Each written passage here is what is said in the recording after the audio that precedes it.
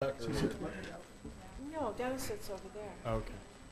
Doesn't Dennis sit there? Or does Dennis sit in the middle? Good evening. I'm Judy Kinker, co-president of American Association of University Women, an organization that's dedicated to education and equality for women and girls, as well as positive societal change.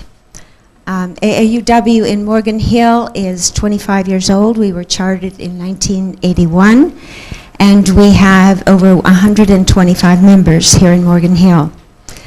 In order to encourage community discussion, we are co-sponsoring this Candidates Forum for School Board with the Morgan Hill Times, your community newspaper, which has been serving the community for 112 years, since 1894. And here from the Morgan Hill Times is Marilyn Dubel.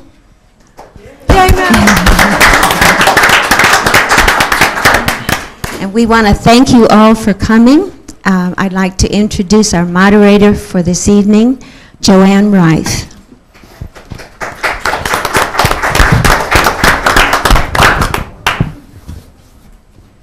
Thank you, Judy.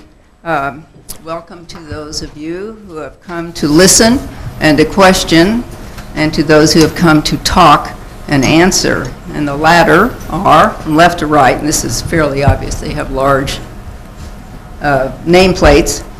Mike Hickey, Don Moody, Bart Fisher, Shelley Thomas, and Amina Kamini. KBC. Knew I blew it. Assisting me this evening are fellow AAUW members Yvonne Duckett and Peggy Thompson, who will circulate among the audience with cards for your questions.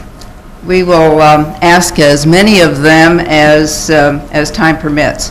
Carol O'Hare will help me sort the questions by issue, so we don't ask the same one twice or three times or four times. Or Laura Brunton is our timer. So now on the question of Iraq. Whoops. Wrong notes, but actually, of course, it is the right notes. We are talking about Iraq and other national and international issues where we're deciding the future with our votes for school board members. That is what education is all about, future leaders and future voters educated right here in River City. So we have 5 candidates running for 4 seats. Each of the candidates will present a 2-minute statement telling us who they are and why they should get your vote. Once the questions start, each candidate will have 1 minute to fully answer. That's 1 minute to fully answer, so you can figure there's going to be some fast talking. We will rotate who starts each round of questions. The timer will let the candidates know when there are 15 seconds left by raising a yellow card. When the red card is raised, candidates should finish quickly or they will be sent to detention. At the close of the evening, each candidate will have 1 more minute to wrap up, clear up, and sum up. So, here we go. We'll start with Mike Hickey. 2 minutes, please. I'd actually rather answer the question on Iraq. Actually, you know, I think any board member, someone that's been a board member that for 4 years, you have to ask yourself then, why am I running again? Because you know, you take a lot of hits on your character. You take a lot of.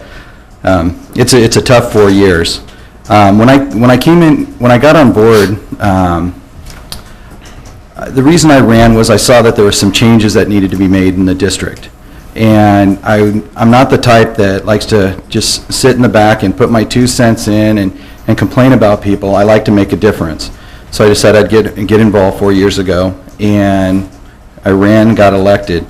Now, when I got elected, our district, and many of you would remember, was in pretty much disarray. I mean, we had no direction. We were going, there was no progress.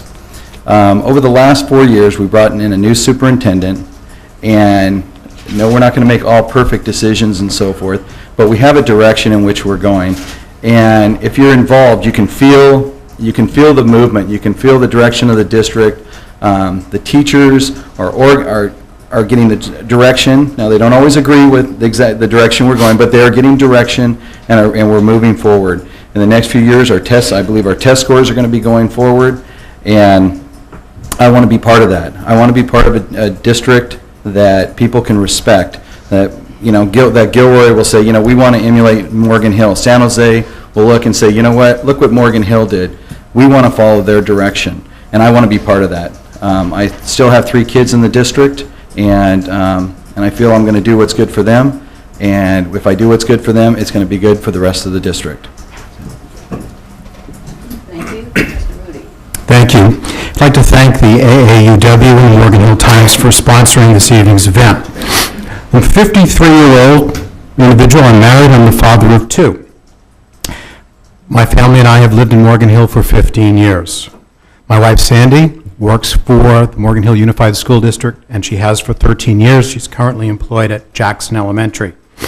Both of my daughters attended our schools. They went to Jackson, they went to Britain, and they graduated from Live Oak. And they have done very well as a result of their Morgan Hill Unified School District education. Both went on to Santa Clara. Emily has graduated. She's back getting her MBA at Santa Clara, and Jenny is a senior, where she's currently the president of the student body. As for myself, I am the result of a public school education in Massachusetts. I have a Bachelor of Science degree from the University of Massachusetts in Amherst, a Master of Science degree from Ohio State University, and I work as a senior plant manager for a company by the name of Charles River Laboratories, where I manage 165 employees. I have facilities both in Hollister and in San Diego, and I'm used to making decisions daily with regards to budgets, human resources, and new construction. As far as my time within the school district, I am an incumbent. I have served for 2 years on the school board. I replaced one of our previous board members who resigned. I have been on the Live Oak School Site Council for 5 years. I was a member of DACY for 8 years. I was on the Jackson School Site Council for 4 years. Secondary School Task Force for 2 years. Live Oak Grad Night Cleanup for 3. Emerald Regime Band Booster President for 3. And am currently serving as a member of the Board of Directors for the Live Oak Foundation. I believe that we need to focus our energies on student achievement, fiscal responsibility, value, respect, and support for school district employees, and district and board communication. Thank you. Thank you. Mr. Fisher. Thank you. I'd also like to thank the AAUW and the Morgan Hill Times for sponsoring this forum, and all of you that are here tonight in the audience and the folks that might be watching on TV for your interest in this school board race. My name is, as it says up there, Bart Fisher, and I'm the only non-incumbent running for school board. As for why I'm in this race, I'll start off by explaining why this is my favorite time of year. 2 days from now, my wonderful wife Vera and I will celebrate our 9th wedding anniversary. And 2 days ago, Vera and I celebrated the first birthday of our daughter, Yasmina. They are my inspiration in running for this seat. My wife, because we have always believed that it isn't enough to simply live in a community, but you need to give back to that community. And my daughter, because when she graduates from high school in 2023, and it sounds a lot further away than it is, folks, I want her to look back on a challenging and rewarding educational experience that prepared her to attend college with confidence. But we can't simply wait a decade or two to address the challenges and opportunities that face us. I want to start improving things now. As a change program manager at work, I help people to create improvements and focus on results. I know that a school district isn't the same as a company, but my skills in facilitation, problem solving, goal setting, and strategic planning will be a valuable addition to the board. Finally, I will concentrate on 3 goals as a member of the board. Build accountability, create clear, concise, and measurable goals, and a district aligned to reach them. Champion development, Focus on ongoing improvements and learning for our students, teachers, administrators, and the board itself. Increase outreach. Work to ensure that our schools are seen as valued assets with strong partnerships between the district and the community. I hope that this will be the first of many conversations that we'll have in building a better school district together. Thank you. Thank you, Mrs. Thomas. Good evening, and thank you all for being here, and thank you AAUW and the Morgan Hill Times for allowing us to have you see who we are and what we've done and what we hopefully can continue to do in the future. I've served on the board for 4 years. I've served as trustee as well as vice president and president of the board. My family and I have been here 34 years in the community. My husband a lot longer. He graduated from Live Oak High School as well as his grandfather who graduated from Live Oak High School. We care about Morgan Hill, and we care about the Morgan Hill Unified School District, and most importantly, we care about the students of this district. And I think over the past 4 years, we have made a difference in what's gone on. Mike's alluded to it. I was looking at what I'd said in the past. 4 years ago, we were fiscally looking at insolvency, but because of the strength of our employees, we were able to make sure that we offer the best education possible for the students of this district. We worked hard to get Sobrato High School opened and built, and we continue to work hard to make sure that our students are offered the best possible education. I continue to stress 3, and I don't know if they're goals necessarily, but they're to me, what makes us valuable as trustees. And one of them is in that word trustee, it's trust. You have to have trust in who we are and what we do. And having that is making sure that we are accessible to you and we listen to your concerns and we ask questions and we find out the answers for you. I think that's key for a successful relationship in the community and key for making sure that our students will achieve at the highest possible levels. I also believe strongly that we have to respect the people who work in our district because they are the strength of our district and they make a difference every single day in the classroom. Thank you. Thank you, Ms. Thomas. Ms. Kamisi. Hi, good evening, and thank you all for being here and joining us in this wonderful evening. I will start by saying I'm a mother of 3. My son graduated from Live Oak High School.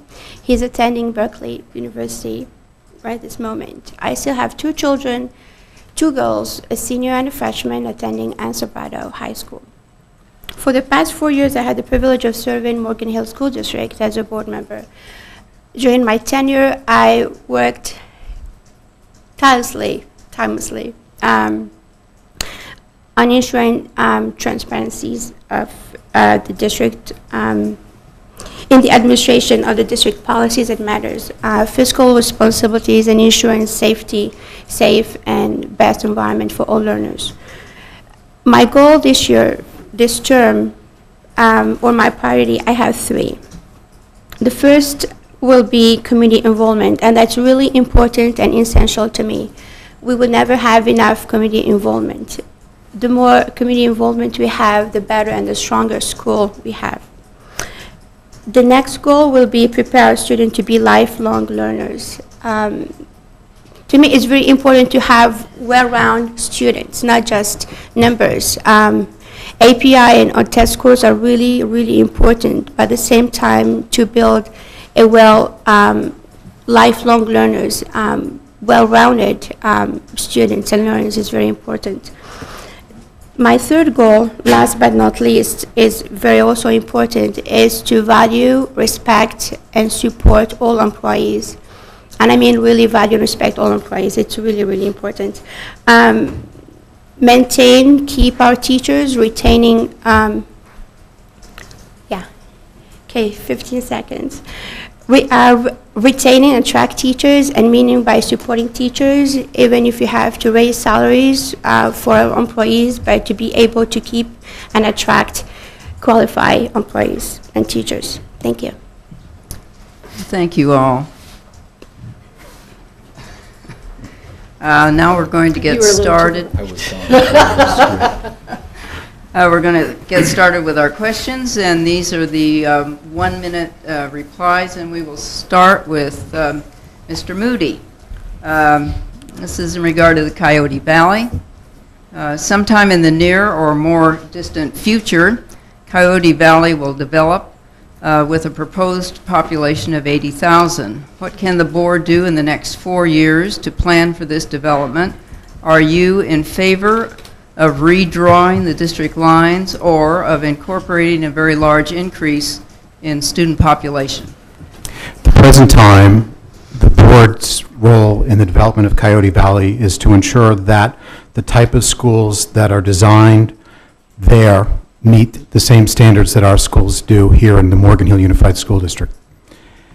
In the future, I'd like to see the community have a say in whether we participate as a district in Coyote Valley.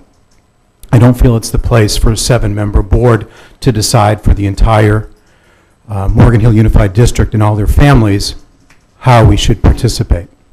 So I'd like to see our community get more information as the board gets information and have a say, whether it be in the terms of a vote or some sort of an indication from the community. Thank you. Mr. Fisher. Thank you. I think that this is an issue that I would like to see the board in the next 4 years be more proactive in the planning. Obviously, anything that happens in Coyote Valley is a decade or two down the line from being fulfilled. But one of the interesting things is at a recent board meeting, the county Board of Education representatives came in and talked about how new school districts get formed. And it's not the decision of the board up here per se, or the board members that forms a new district. Almost anybody within those district boundaries could ask for a new district. My concern would be that this school, that Morgan Hill Unified, would build shiny new schools, put together a great infrastructure for Coyote Valley, and then Coyote Valley would vote to split off, and that Morgan Hill Unified would have all of sort of the birth pangs of building a new district, but reap none of the benefits of having that district here. So my goal would be to ensure that every step of the way we're ensuring equality and equity between the current schools that we have and the new schools that we're building. And I agree with Don, we absolutely have to make sure that that's a community-involved process. Ms. Thomas. Over the past 4 years, while I've served on the board, my husband and I have attended almost every single task force meeting that the city of San Jose has held. You learn a lot from that, and what you learn is, until it becomes specific, until it's actually adopted by the city of San Jose, we really don't know what it's going to look like and how we're going to be affected by it. At present, it says we're looking at 9 elementary schools, 1 middle school, 2 high schools. We've done reports that say it's much higher than that. So we're in the process of looking at negotiating and trying to figure out what will be the common ground and how we will make sure that the students in this district, our district, the students that are here now will be taken care of, as well as the students who will be in our district in the future. It makes it Coyote Valley is being built for Coyote Valley. The schools in Coyote Valley, it's been a good conversation to have with the city of San Jose, because they don't understand it's a unified district, not the Coyote Valley district. Thank you. Ms. Kamishi. Okay, at the present time, I believe the situation is still a little immature. Premature to decide. We're still in discussion and, communication between the city of San Jose and Morgan Hill. As far as the decision making, I would like to see the community to be involved in the decision making. 7 board members. I don't think we can have or vote for everybody or had to say for the whole community of Morgan Hill. In terms of once the decision or have, once it's a little bit clearer, it will be nice to have probably a third party looking at it, having, to look at the impact that Morgan Hill students will have or the impact of the schools will have. So having a third party looking at it and the impact it will have, having the community involved when the time comes to vote on a decision making. Thank you. Mr. Hickey. Yeah, first and foremost, we have to realize that those students, there are students right now that are down in that Coyote Valley, are part of our district now. Those are our students. The students at Los Paseos are our students. But with that said, this is a multiple stage process. We're in the first stage, and to me the most important thing we can do is make sure that we are completely involved with the city of San Jose and the developers to make sure that the schools that are built there are high-class schools. Because if we think that they're going to split off and they're going to, we're not going to get the benefit for it, so we're not going to push to make sure that they're good schools. Let me tell you, when the county came and showed us the process of annexing a school district away from us, it's a 12-step process, and if one of those things doesn't go right, we're going to end up with schools that we weren't involved with, that we let developers develop that weren't very good, and we're going to end up with them in the Morgan Hill Unified School District. So we need to stay involved and make sure they're top quality schools, because they'll probably be ours. Okay, the next question is regarding communication and coordination with the city. And this is the City School Liaison Committee that has been disbanded. Would you like to see it reinstated or some other format created? If you do, what is the advantage for the district and the city to have a formal way of communication and coordination? And this is Mr. Fisher. I absolutely think that board needs to be reinstated, and I think that for a couple of reasons. One is there are so many areas where there are overlaps between the interest of the city and the interest of the school district in terms of new construction, who's going to be moving into what parts of the city. The city is putting together plans to try and increase development in downtown. Now, admittedly, the way that Measure F looks, should it pass on the November ballot, is it would try to be bringing in kind of younger, single folks, maybe most likely without children, but that doesn't mean that that's how those plans are going to pan out. And as the city decides where they want to concentrate people and resources, that has an effect on the school district. Likewise, the school district needs to communicate back in terms of what it's doing around planning for facilities upgrades or other improvements that need to happen. I absolutely think this needs to happen at the elected level, and I would like to see that with the superintendent and the city manager coordinating these things as necessary. I'd also like to include Forrest Williams, who's the representative of South San Jose, possibly Don Gage's office, because those are other elected officials that represent people within the district. Ms. Thomas. A board trustee, our work is to make sure that we improve our district by taking the time to build understanding, support, and participation. The city school liaison allows that. I've had the pleasure of being able to serve on it for 2 years. There's issues that you don't even think about that we discuss.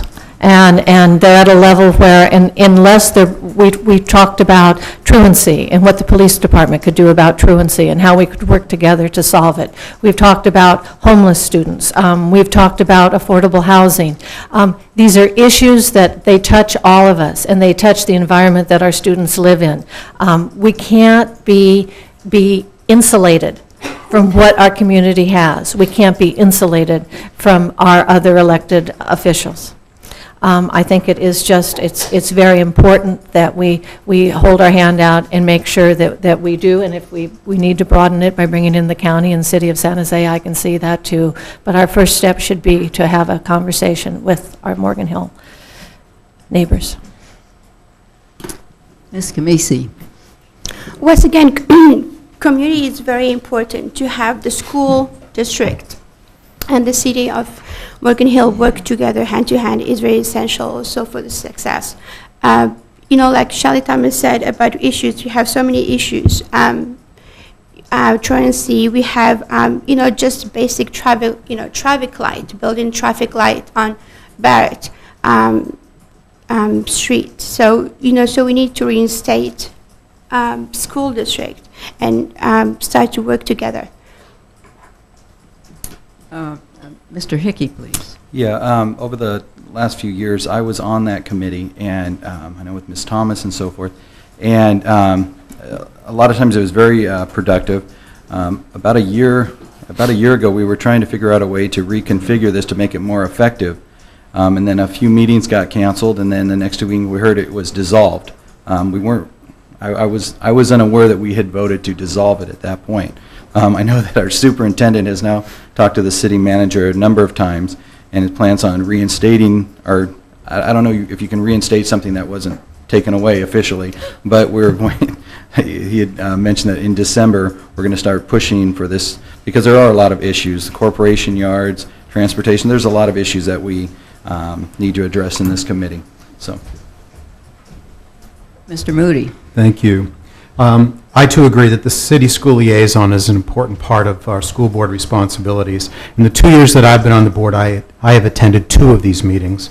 It's a shame that they were dissolved. I know that our superintendent and the city manager meet regularly, but it needs to go beyond that. It needs to be city council and school board members. There's a number of things that we share, that we have in common. We are one big family.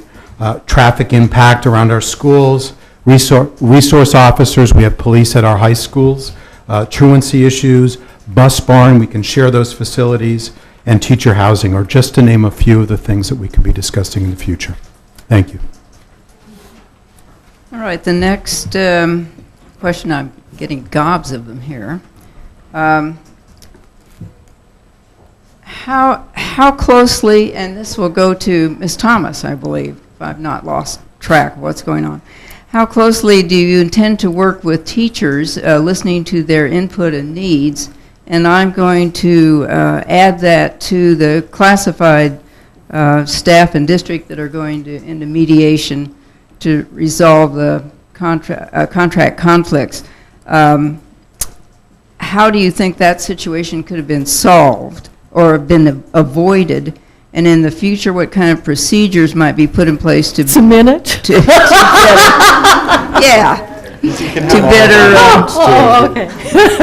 better mitigate these things. In other words, that we're talking communication again. Well, to begin with, I look to if we discuss teachers, I look to the teachers as professionals, and I believe that they have to have a lot more say in what is going on in the decisions that are made. Because if we want to build unity, if we want to move forward, we have to make sure that we take them into account when we build our curricular framework.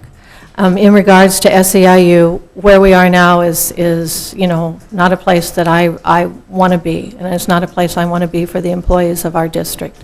And I would work any way possible to see that we can come out of impasse and that we can be a unified district, like our name implies, so that all of our employees can move forward together. Ms. Kamisi. Okay. Actually, one of my priority this coming term is value, respect, and support staff, and that include both teachers and classified employees. Shelley said, "I don't want to be in their position right now," which is true. I wish things didn't work the way they did. As far as support, I would like to retain, attract, and keep qualified teachers, respecting, give them, they are professional educators, so they should be more involved in our child or student's life. As far as the classified, when we had the cutout the last time, they were the one who took the blame. They're the one who took they suffered. I mean, they took everything, and it's and that's all about supporting. So we need our turn to value, respect, and support our employees. Mr. Hickey. We as a board member, we have to walk a very fine line on what our job is, because we're one vote and we're one opinion among 7 board members. So we get constant emails, phone calls from teachers, classified, and members of the district office call, and we have to be, we hear and we talk, but we have to rely on those that are hired to do their job. We have a superintendent and his staff that we need to inform, we need to discuss, we need to bring the problems to them and to the other board members in our meetings so that all of us as a board can make a decision. And I know early on when I came onto the board, I made some huge mistakes when I kind of went out on my own and started speaking as a board member, almost as if I was the whole board trying to resolve a problem. We have to work within the role in which we've been elected to. So. And Mr. Moody. All our employees within our school district possess a wealth of information that we need to take advantage of. I believe that we need to ask questions and take time to listen to what our employees have to say, in addition to our paid administrative staff.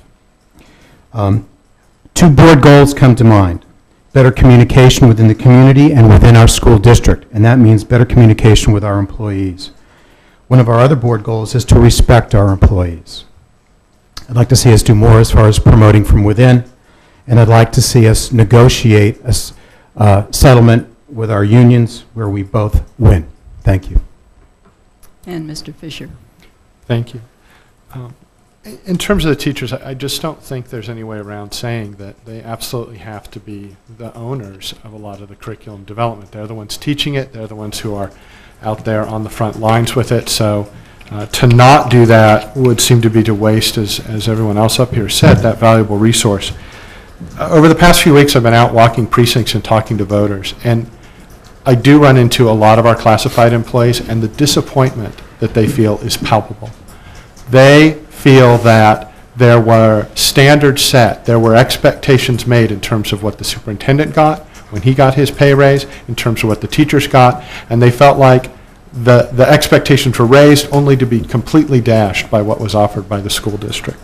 I think that it may be that right now we're going into arbitration and there's not much to do here, but as a board member, I will take seriously looking back and saying, how did we get in that situation, and what can we do when this contract expires to make sure that when we say we're going to respect people, we actually really are respecting people and that they feel respected.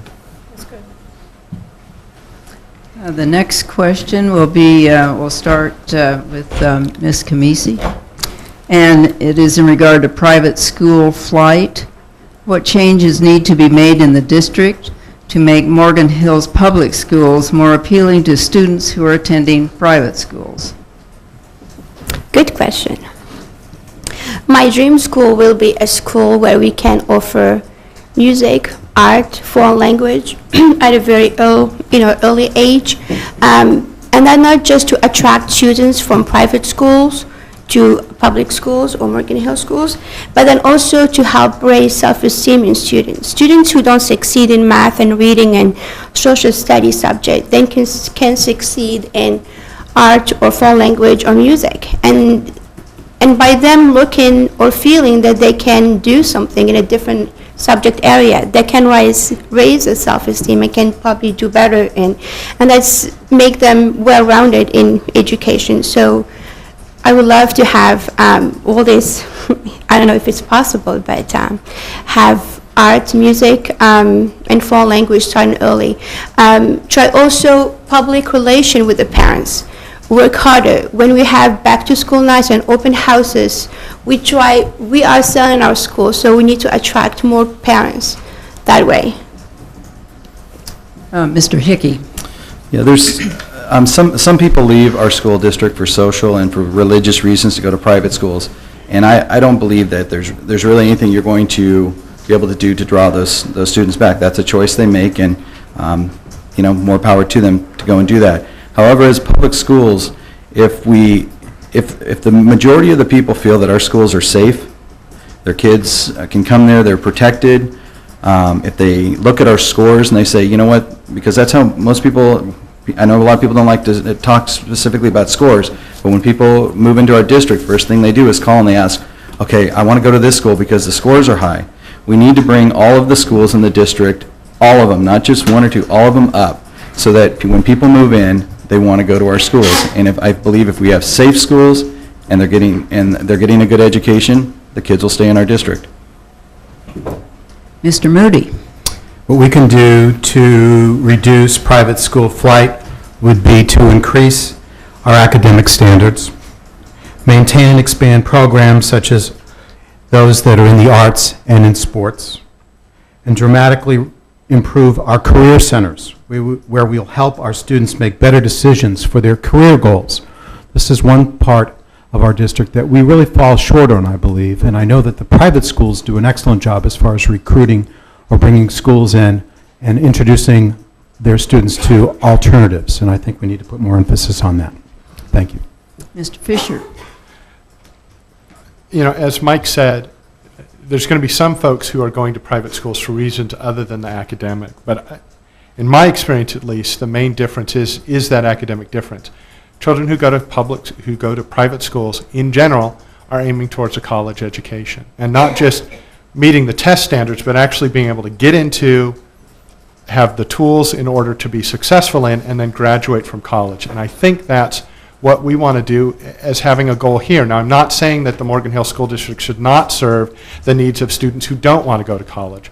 But what I am saying is that I think we absolutely have to have it as a fundamental goal that we create students who have the confidence, the wherewithal, the knowledge, and the skills to be able to know that they can get into a four-year university, successfully complete that program, and graduate. And for a student who makes that choice not to do that, it needs to be a free choice. It needs to be not because they don't think they have the confidence or the scores or the economic wherewithal. It needs to be because they genuinely want to choose another path in their life. Ms. Thomas. Well, I don't think we should have to make an excuse for our public education system. I'm proud of the Morgan Hill Unified Schools, and I'm proud of the teachers, and I'm proud of the students. And I like to say that we should celebrate what we do well, because we do a great many things well in this community and in our schools. People do make choices, and they make choices based upon what they think is going to be better for their child. I'm not going to argue with that. All I'm going to do is to make sure that we continue to build better access for our students, that we continue to offer greater challenges for our students, that we continue to offer music, that we continue to offer art, that we continue to offer sports programs, so that our students are not just academically challenged, they grow into being a supportive member of our community and supportive members of our country. Private school isn't the answer for all people, and I think public schools, the service that is provided here, does an outstanding job. The next round of questions starts with Mr. Hickey, and this is in regard to diversity. Morgan Hill has a large diversity in its school population. In what way can the school district assist immigrants in integrating into the community? What can the district do to help English language learners achieve excellence? And also a question, would you balance the schools based on ethnicity, socioeconomics, or second language learners? Okay, well, I believe to the answer to the last three, legally we're bound to certain guidelines in that area. As far as what where is our outreach, we have which is excellent. We've been under, I guess the guidance we'll call it, of COMITE over, oh gosh, ever since I've been coming. COMITE has been in our district telling us that we have not been doing what we were supposed to be doing with our English language learners and our migrant population. We're pleased to announce that, was it about a month ago, that student was gone. We've signed off and COMITE is no longer here.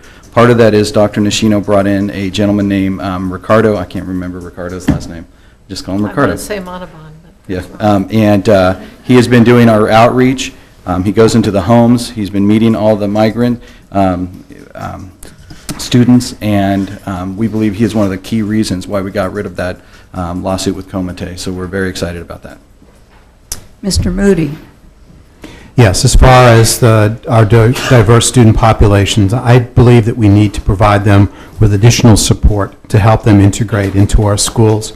This could be in the form of after-school programs where we provide teachers with an added stipend to work with our students, provide them with after-school bus programs where they can stay a bit later and still get home and get some extra one-on-one time with teachers.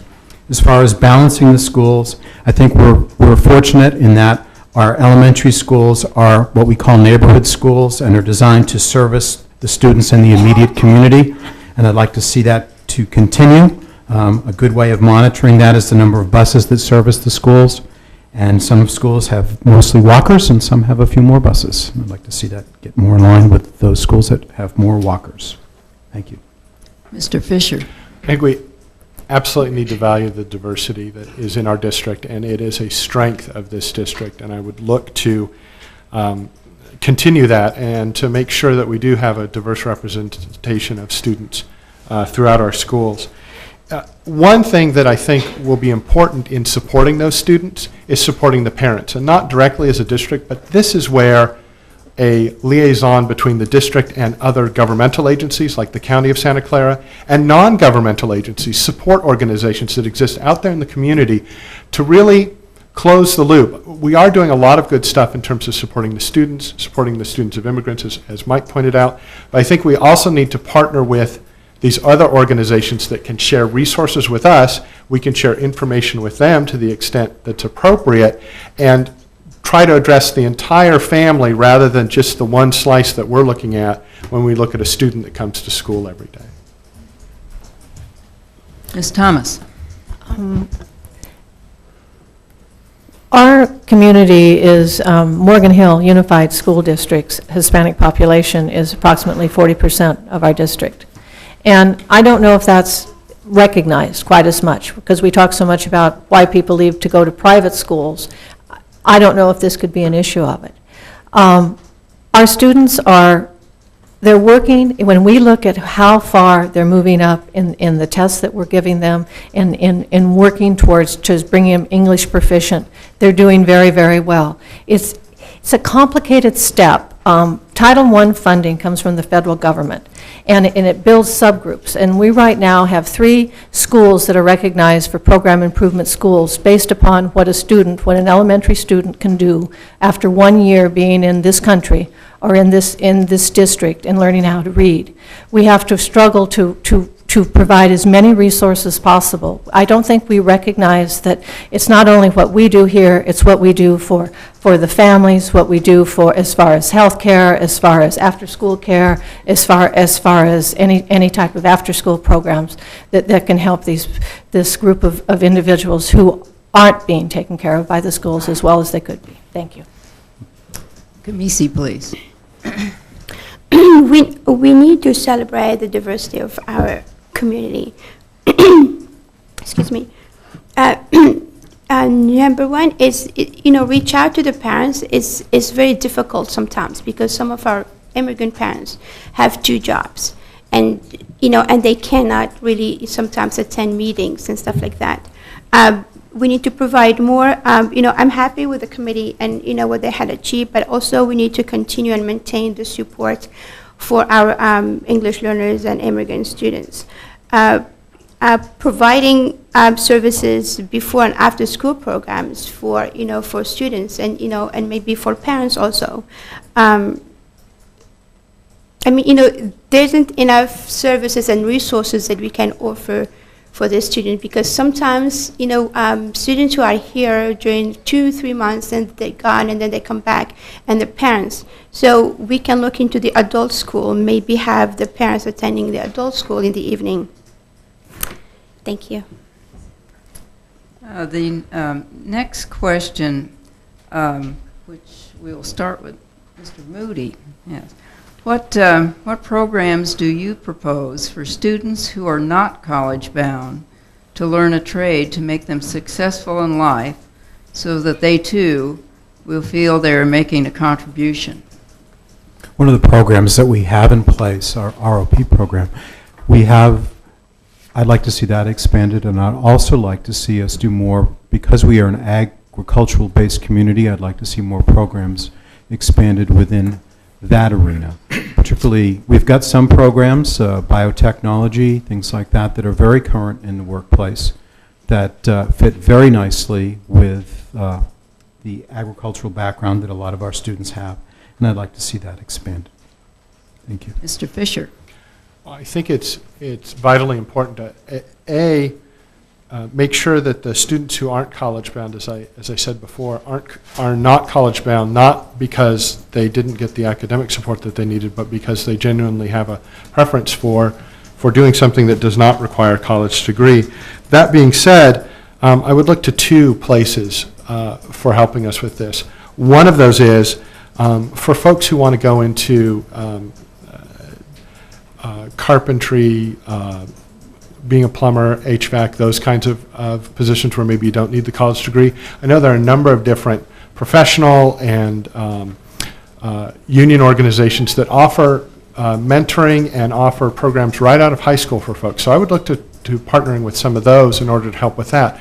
For other sorts of programs, I think what we want to do is make sure that the students understand kind of the basic requirements of the workplace and are making sure that they have, no matter what they decide to do, valuable skills that they know can get them a well-paying job. Ms. Thomas?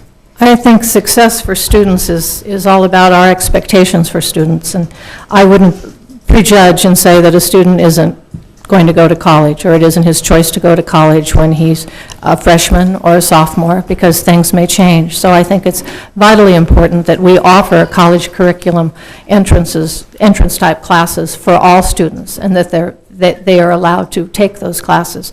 It's taken a number of years, and I know Mr. Moody, when we were at Live Oak High School, in the past where kids were tracked, depending on the classes that they took, they were either college-bound or they weren't college-bound, and you never got out of that track. We don't want to go back to that. We want to have it so that we allow all kids to be able to reach the expectations that they can achieve at. And I really believe the ROP program is vitally successful. It allows alternatives. It's not the alternative. It's an alternative to allowing a student to explore how best that he can be successful in his next job or where he wants to be. Ms. Kamisi? I believe we should offer, program. Academic world standards is one thing, but we should also, at the parallel, offer vocational programs for those students who cannot achieve. Vocational program could be carpenter, could be working, become an officer, and partnering probably with, there is a school in San Jose called CCOC, and they have a really great vocational program for the students. So maybe partnering with them, going parallel with the high school, something like after school program where the student will get the academic in the high school, and then the after school they can go to a school where they get the the vocational skills. Having more farming programs will be great for Morgan Hill community. But at the same time, we should also keep high, also expectation of the academic and all students. And Mr. Hickey? Well, I'm in the trades, and to me, it's all about options. There is no difference on a student who's college-bound and a student who is going into the trades on what they need to know. If you think that kids can come out in 10 years from now and just become a carpenter or a plumber and not have an education, you're kidding yourself. Everything is becoming high-tech. If you go out on the construction sites and you see what construction people are doing these days, they need an education, period. They need just as good an education as they come through our schools. And that is my push, that every child, and like Shelley said, we don't track and say, you're going to be this way and you're going to be this way. Everyone gets the same education because they need the options. Thanks. Okay, we will start now with, no, Mr. Moody. I think it's Bart. No. Mr. Fisher. It's me. Yeah, all right. The Not that it non-incumbent. matters. Yeah. The non-incumbent, so be gentle. Oh, dear. All right, Mr. Fisher. Curriculum decisions continue to be imposed. This is a question from the audience. Curriculum decisions continue to be imposed without adequate discussion and teacher input in regard to particularly the math adoption. What actions do you, as a board member, plan to take to ensure a well-rounded process? One of the board goals is to value, respect, and support our employees. We feel including employees in the curriculum review and adoption is key. What is your position? My position is that I agree with the questioner's point of view that the only way you can get a new curriculum adopted or get it widely spread is to have the input and buy-in of the teaching staff. Now, that's a two-way street, though. It's not simply that the teaching staff has to do everything. The administration also has to make sure, and the school board has to make sure that we're in line with, you know, the federal and state guidelines that govern the type of curriculum that we have, and with the expectations of the parents and the community in terms of what kind of an education that we offer. What I would seek to do is make sure that the issues that came up around the adoption of the textbooks that came up over the summer, that there's a specific attempt to learn what was broken in that process, what needs to be fixed, and how we're going to take steps to ensure that that doesn't happen again, and then hold ourselves and the administration and the teachers accountable for ensuring that that doesn't happen again. Ms. Thomas? I believe we have to keep teachers involved in the curriculum process, and especially in textbook adoption. I think this involvement is not superficial. I think it has to be real, and I think it's the key to student achievement and educational improvement for our district. As I stated before, I do believe that our teachers are our professionals, and ensuring collaboration with the professionals is paramount to the success of the curriculum implementation. Our established policies and practices work, we should adhere to them, and we should allow our teachers to be a part of that process. Our professionals, I believe, maintain the congruence between our vision and our practice, and we need to use their experience and we need to use their wisdom to allow our students to move forward. And Ms. Kamisi? We hire qualified teachers. We're looking for qualified teachers, and I believe, and I do know, we have qualified teachers in our, in our district. And I do believe also that they should be involved in the process also. They're spending time with our, with our children every day in our classroom, so they should be involved in the curriculum process.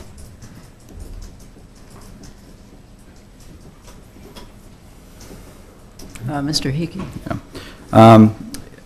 You asked the question earlier why many of our students are leaving to private schools, and I believe sometimes we do the same thing over and over again, and we look at some of the private schools and where they're jumping and they're pushing the envelope a little bit. Change is hard in a district. Change is really hard, and teachers need to be involved. They need to be able to give their input. But we can't kid ourselves and think if there's 20 teachers in a math department that all 20 teachers are going to agree to move forward. Sometimes we need to move forward for what is best for the district, and people aren't going to be happy. We have to make the change, and we got to push forward.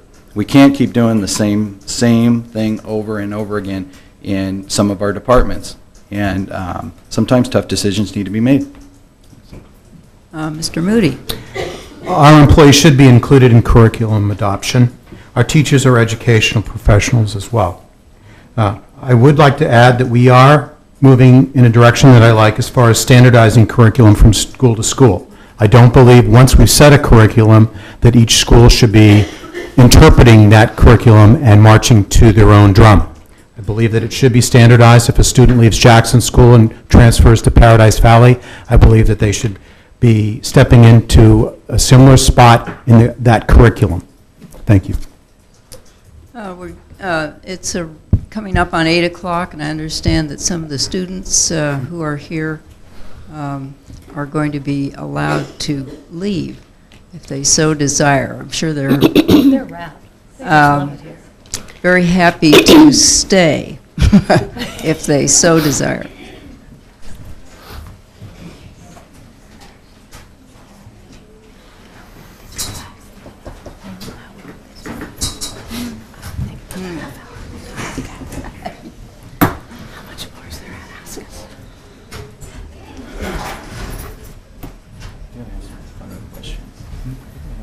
Marilyn, you're not a student. Oh. I'm on deadline. Oh, okay. Well, now we can be all controversial. There's still the TV. Shoot. That's right. All right, this one we'll start with Ms. Thomas. And there's studies indicate that the U.S. is slipping behind other countries that are producing better educated workforce. At the Morgan Hill District level, K through 12, what can you, as a member of the school board, do to bring district students to a level that will lead the county, the state, and the nation?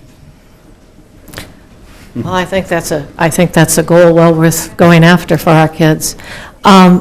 We've done, I think, some positive steps. So in the last year, we have aligned our curriculum to state standards, and that sounds like that's what should be happening, but it wasn't necessarily so. So we've spent a lot of time doing that. We're looking at more assessment tools to make sure that when we're teaching the information that is getting through to the kids, and that we're able to you know, if we've missed something, like they didn't get fractions, we can go back again and we can adjust the program so that they get it better based upon the data that we collect through that. We've built in more days for staff development in the last contract that we signed with the teachers union, which is very important so that we can allow the articulation to take place among the professionals. And I think we also have to make sure that we keep that vision, that goal in front of us, that we want to have student success for all of our students. Ms. Kamisi. That's true. California, I think we believe we're classified 48. It's sad to see that we are the sixth power in the world in terms of economy, and yet in education we're still struggling. But in terms of Morgan Hill and our community, I believe this past few years we did really a great job in terms of we're moving towards, you know, we're on the right direction in terms of our standards and assessment and so on. We should just keep going, stay focused, not to lose track. Maintain, you know, the high expectation of all learners, keep the community involved in education, and that's really important, because once we have the community and the teachers and, you know, the board and the district office working together, we will have a stronger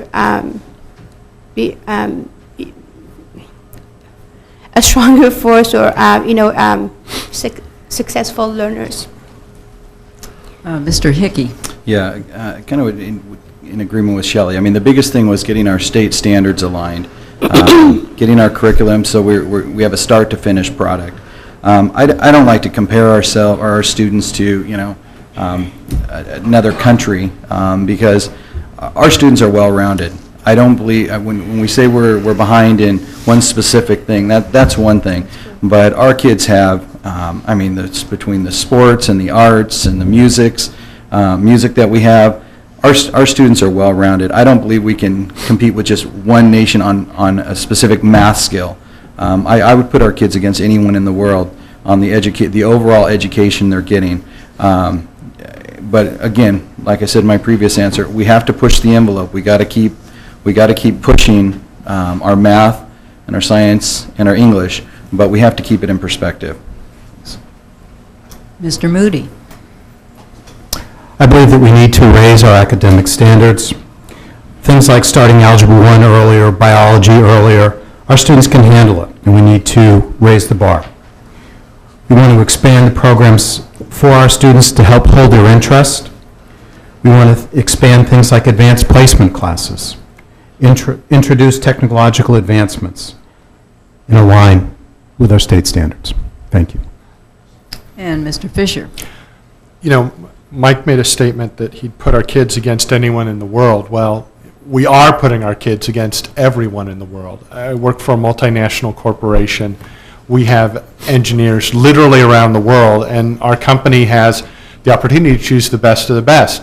They are still choosing American engineers, and in high numbers, because we are continuing to produce very well-educated people. But what we need to do is help ensure that those educational standards remain high, and we need to help our students understand the evolving workplace. Just because the workplace that I entered into was a certain way doesn't mean the workplace that they're going to enter into is the same way. We need to continue to educate those students in order to be able to do that. The other thing I'll say is I absolutely appreciate that the state has standards, and I think those are a useful guideline. I would look to opportunities for us to exceed those standards where possible, or do something new, interesting, and innovative that helps us meet those standards, but in a way that also helps us to help our students be successful in this global job marketplace. The next question round starts with Ms. Kamisi, and this is from the audience. You keep talking about qualified teachers, but no one talks about unqualified teachers. A piece of paper does not make one automatically qualified. So I'm assuming this question is in regard to what do you do with a teacher that is not up to snuff? Okay. I wish I have a power wand and, do the things supposed to be done, but it's. I think what we should do as a school district is, when we hire teachers, we should support them. Of course, we're not going to have. There's always a mix right there where they're not. I would not say so good teachers, but, sometimes, teachers are not guided or are not supported or they're not, I don't want to say respected, but, if we provide staff development, if there's communication going on between the district and the administration, there's support, I believe we can work with teachers. Qualified teachers are true. There's, it's not just a piece of paper. There's a lot of things. There's a long, there's a big support behind it. If we're supporting them, guiding them, showing them the way, I think that'd be fun. And then when there is a must go, there is a must go. Then there's nothing we can do in that case. Mr. Hickey. Yeah, this is again another one of those things where the board member has to walk a very fine line, because there's a process that's in place between the union and the district. There's contractual issues that we have. We as a board member can't and shouldn't impose our will to try to override a contract. The teachers union does not want unqualified teachers, bad teachers. They work with the district to try to move those out, and there's laws in place where over the first few years you can let a teacher go that isn't qualified. And that's happened. But again, it's a personnel issue. We hear the complaints, we hear the information, we pass it on to the superintendent and his staff, and we follow up to make sure that they're looking and that there's an answer, or that, to find out if there really is a problem. But as a board member, it's not our job to go into a school and point fingers at teachers or other administrators. That's not our job. Mr. Moody. I think the best way to address a teacher that's not up to snuff is to never hire one in the first place. I think we should recruit excellent young teachers from our colleges. I think we need to provide them with mentor programs and support so they can get indoctrinated into good teaching practices. Even after all that, if we have a teacher that's not performing well, I believe that we do need to address poor performance. And by doing so, I mean work with our teachers union. I don't believe that our teachers union would want to support one of their colleagues that was not performing up to their standards. Thank you. Mr. Fisher. Aside from what everybody else up here has said, I think we also need to look at sort of the environment that we're creating for our teachers.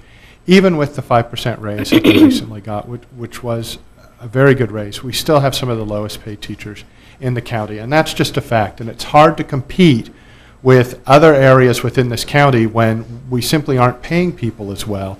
What I'd like us to do is concentrate on, not immediate, but a longer-term plan to really look seriously at how we can address and redress that pay imbalance. The second thing I would say is that we don't want to be the New York Yankees here, but we want to be the Oakland A's. We want to be competitive. We want to be in the game, and I think that requires that we have a plan in place for how we're going to continue to increase the monetary and non-monetary rewards of being a teacher in this district. And Ms. Thomas. Federal law, No Child Left Behind, is requiring by 2007 that every teacher in a classroom is a highly qualified teacher. There isn't a state in our nation that's going to make that mandate. But we are trying very, very hard. I think we have over 90-some% of our teachers are highly qualified teachers. If a teacher isn't being successful in the classroom, then I think we have to build strategies that allow teachers to be successful. And that includes having mentoring. That includes having staff development. That includes having a competent administrator who is willing to work with those teachers to make sure that they are successful with their students. It includes training, and like we all allude to, it includes a safe environment, and it includes a classroom that has the materials and the books and the supplies necessary for a teacher to be able to do what a teacher does best, teach. The next question will start with Mr. Hickey, and this is in regard to business and industry. Would you favor an outreach program to bring local business and industry into the funding mix for the school district? Could local business and industry be tapped for expertise, and would you favor a formal connection with local business and industry? Okay. Is there any way you can read that one more time? Would you favor an outreach program to bring local business and industry into the funding mix for the school district? Could local business and industry be tapped for expertise, and would you favor a formal connection with local business? Okay, well, our community already gives incredible amounts of money to our school district. I'm not going to put a plug here, but it's just a fact. I mean, Johnson Lumber, every event there is, we're down there getting materials and stuff from them that they donate to our schools. And we have lots of businesses in our community that already do this. Would I like more outreach? Yes. Are there other maybe bigger companies that maybe could kick a little more in to help? Yes. But there, you know, you can only push it so much. I know Ritsu donates a lot of stuff to our district and helps out. There's on most of our schools, our elementary schools, we're constantly being sponsored by businesses in our community to redo, plant new plants, trees, paint the schools, and so forth. So our community does a lot already with our schools. Mr. Moody. We live in Silicon Valley, and we should have the finest academic technology available. And one way of getting it is to partner with industry. So I do believe that we should expand that. That was one thing that particularly appealed to me when we were searching for a new superintendent, that Dr. Nishina was very good at doing that and working with relationships with industry. We have some wonderful local businesses. I'd like to expand our relationship with them and perhaps broaden into things like internships, where our students get real-life experiences in the workplace. Thank you. Mr. Fisher. Don actually stole both of my answers. But, you know, the part of this question that really I think is most interesting to me is the idea around tapping them for expertise. Because one of the things, you know, a company can be, you know, in a certain business, like, you know, alien technology or specialized bicycles, but that doesn't mean that they don't have some expertise maybe around planning or purchasing or other areas that they might be able to sort of do externships or internships in order to help the district out. The other thing I would look to is the IEEE, which is a professional organization for electrical engineers, helps to sponsor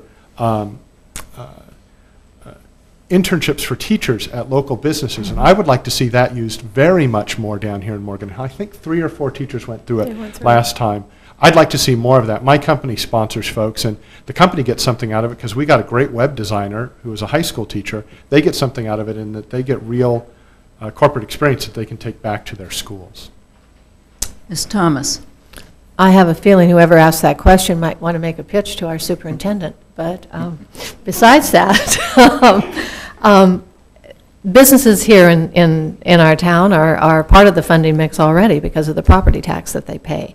Tapping into their expertise, I think, is something that is a great idea, and I think it's a way that we can build some sort of program that can utilize it. Kathy Sullivan and Don Moody and I serve on the Educational Council through the Chamber of Commerce. And through that, we've had outreach to different businesses in the community. They've helped build goodie bags for our teachers and teachers at private school in the community.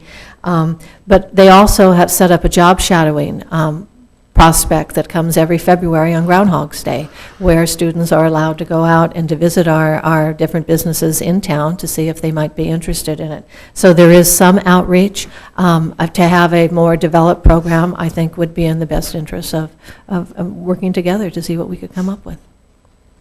And Ms. Kamisi.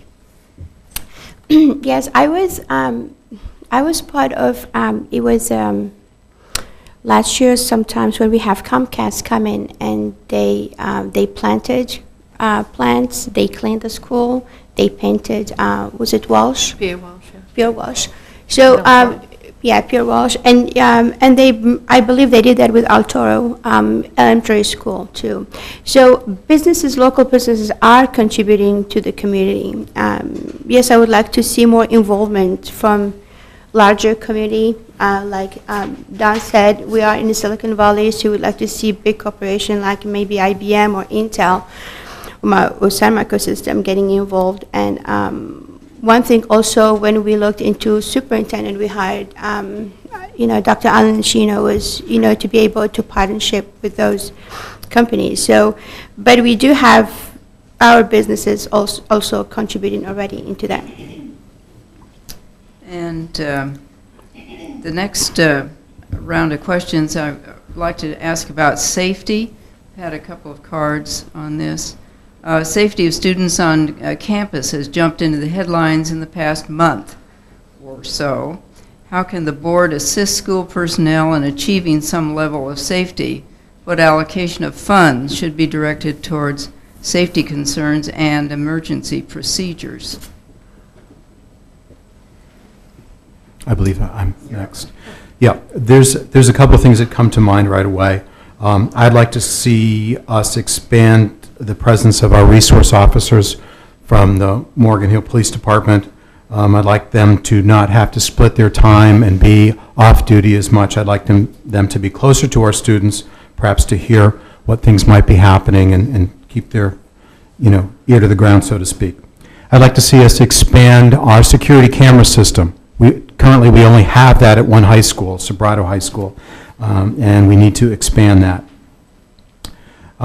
I'd like to see us continue to work in the direction of what we would do in case of an emergency. We have a former board member who's currently working in our school district right now, trying to establish programs and means of comforting our students should they go into a lockdown situation.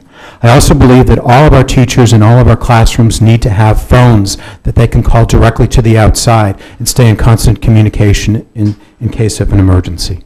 Thank you. Mr. Fisher. Yeah, I think without a safe environment, you can't do any of the other wonderful things that we want to do with our schools. So I do think that a lot of the ideas that Don mentioned are absolutely paramount for us to be successful. The other things that I would mention are, one of the interesting things about this district is it is largely a commuter district. A lot of the parents drop their kids off at school and then go 10, 15, 20, 30 miles away. And it's very difficult for them to get information. So if something happens, I would look to us to be able to do a couple things. One is to have some kind of easy, very secure way to communicate with parents about a situation that is happening, let them know if they need to try and come back or if they don't, in order to help them feel more secure. The second thing would be there's a program that was started by the same person that was mentioned before in looking at helping to create safety kits for children. So if there's an earthquake or some other incident where parents can't get back to the school, they know that their student has some basic supplies and ability to be safe, and I would look to expanding that kind of program as well. Ms. Thomas. I think it is important that we build more funding for safety in our schools. We haven't had enough. I mean, this is the first year that we actually do have a safety program that is in every single classroom, that we have supplies available for teachers in case of a natural disaster, that type of emergency. As far as dealing with the activity that we see on campus right now as far as gang-related or people who might bring a gun to school or drugs or something to that effect. I do think that we need to have our resource officers being at school sites longer hours. And I think if we need to hire more assistants to deal with the problem and have administrators that follow a policy of no tolerance, if that's what we need to do. We've instituted a program called Connect Ed that if you're a parent, you've probably gotten phone calls and saying, you know, school's starting at such and such a time. We used it for the first time a couple weeks ago when we saw the tragedy that had happened in different states, and to let the parents know what our procedures are about us having people on campus who shouldn't be on campus and making sure that they check in at the office before they're allowed to visit classrooms. Ms. Kamisi. We do have a safety plan in place, and like Shelley just said about the Connected Ed program, receiving phone calls from school district principal and superintendent is also a way to communicate with parents. I also believe that we should expand our safety to security. Just simply having phone in the classroom, to have access to the outside. Having security cameras in Live Oak and Britain Middle School and Murphy too.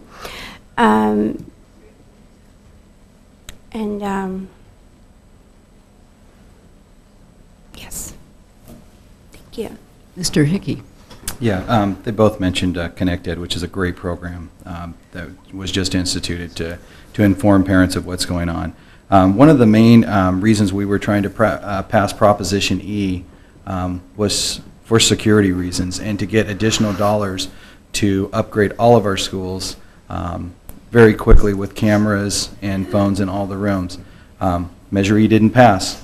We don't have those dollars. So it's going to take a little longer. Right now we're in the process of upgrading Live Oak. Dr. Nishino has said over the next 4 years we would like to upgrade all of the schools with cameras in them. And that's a goal we're pushing. Bottom line is you need money to do it. And you know, if you take money to put into the elementary schools for security cameras, you take money from another program. That's why we were pushing so hard for Measure E. But we're in the process and we're moving forward with it. Thanks.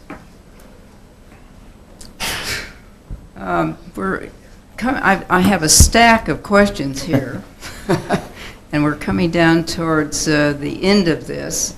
I have one here that we'll try you with anyway. This goes to Mr. Fisher. Why should I vote for you over other candidates? Is that I, Joanne, or each and every one of you? Okay, so front row left. You should vote for me because, no. You know, this isn't a vote for me over all the other candidates. The truth of the matter is that my fellow candidates up here, there's 4 of us who are going to be serving on the school board. So what I think you want to look at is what is the mix of skills, abilities, outlooks, and you know, point of view that you want on this school board. If you had all people who had an infant daughter who had my background and my skill set sitting up here, you probably wouldn't want to vote for all of us. But I do think that I bring a longer-term perspective, which I think can be useful, yet also recognize that we need to make changes now. I think that I have a skill set based on my change management experience in terms of helping groups to understand what the issues are that they need to address and moving proactively towards addressing those issues. And I do think that I've enjoyed the outreach that I've done in running for this office, and I would look to absolutely continue that outreach in serving as a school board member. Ms. Thomas. Well, I've been around 4 years now, and it kind of gets in your blood, I guess. No, you learn from experience, and I envy Bart because you grow into it, and the more you learn, the more I think you're able to deal with the things that come before you. I guess I would say why you should vote for me is that I don't settle for just what's put out there. I do like to look behind the question, behind the information, so that I ask questions, so that I can get answers, so that not only do I understand, but I'm hoping that by asking those questions, the community understands. And by doing that, it brings us a little bit better in understanding how we move our educational process forward. So to me, that's probably what my greatest strength is, that I haven't been afraid to question when I needed to question, and stand up for what I believe is most important to the teachers and the students, parents, and for our community. Ms. Kamisi. Okay. You took my line about the blood. It's in the blood, but that's okay. I really enjoyed my 4 years this past term. They were not easy, yet they were very challenging and very,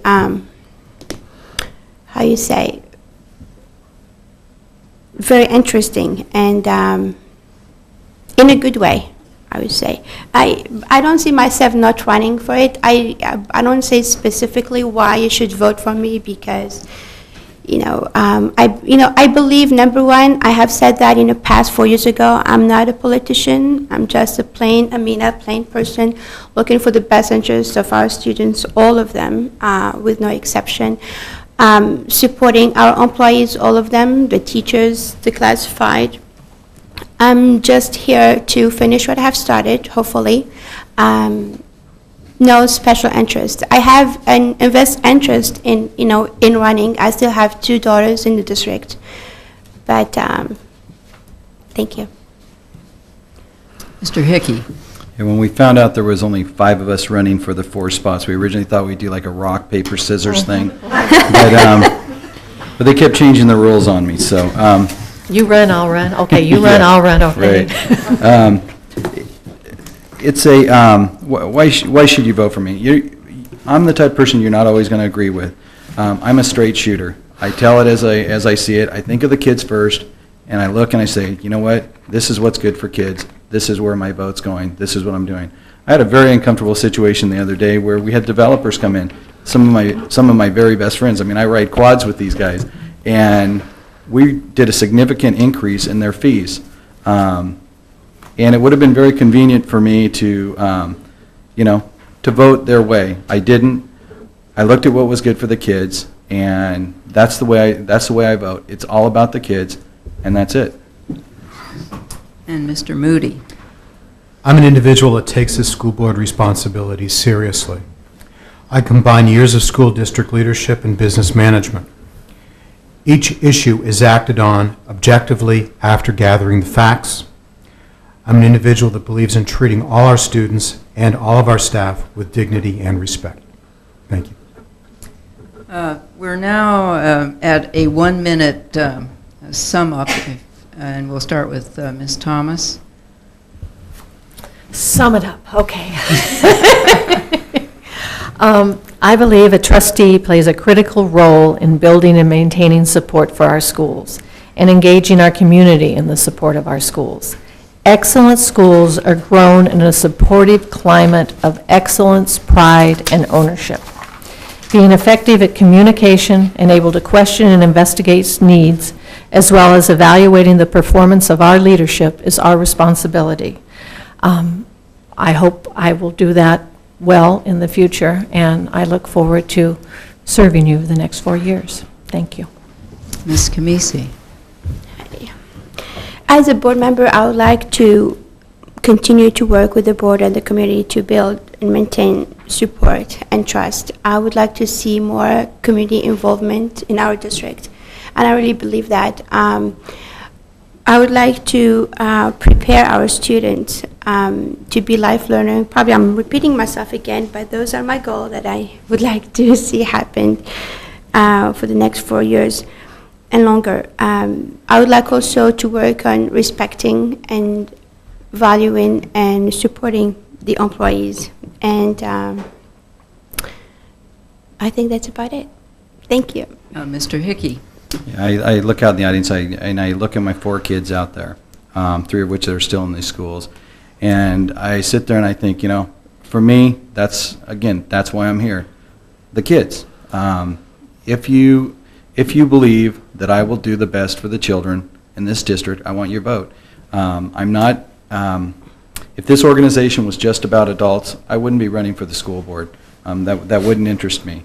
Now, that doesn't mean that you don't respect, because you have to have happy teachers or your kids are going to be miserable, and the classified, and it's all encompassing. But to me, it's for the kids. I know that's a cliche, but again, I wouldn't be running if it wasn't for the kids in this district. I believe that I'll be, if reelected, I'll continue to push for your kids and my kids. Thank you. Mr. Moody. I'd like to take this opportunity to thank again the AAUW and the Morgan Hill Times for sponsoring this forum. I'd like to also thank our district employees for the support that they provide to our students and to me in this job that I've had for the last 2 years as a school board member. I'd also like to thank my wife Sandy for her understanding and to apologize for all the time she's forced to spend alone when I'm on these school district tasks. This is how I've chosen to give back to my community.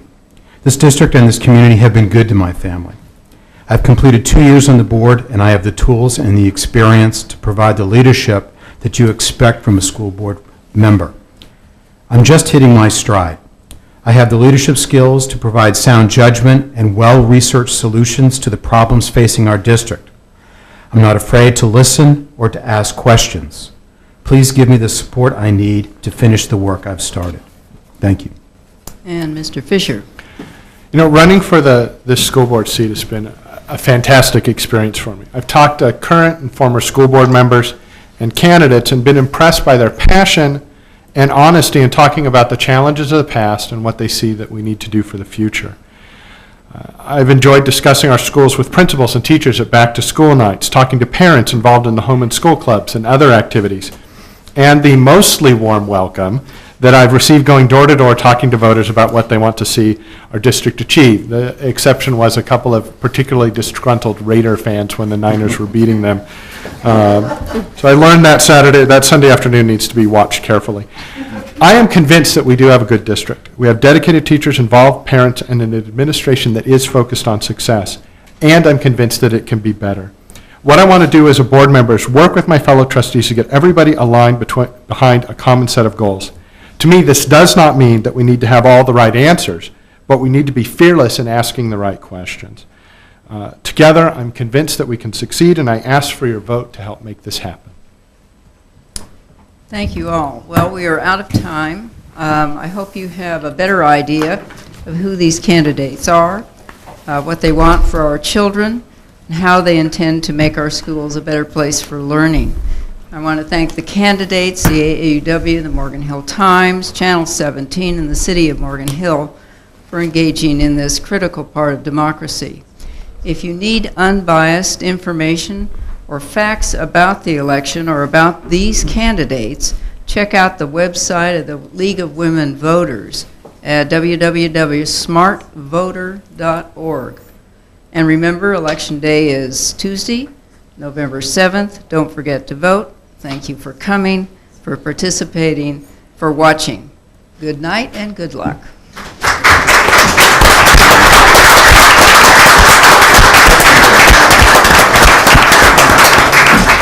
Good job. Everybody.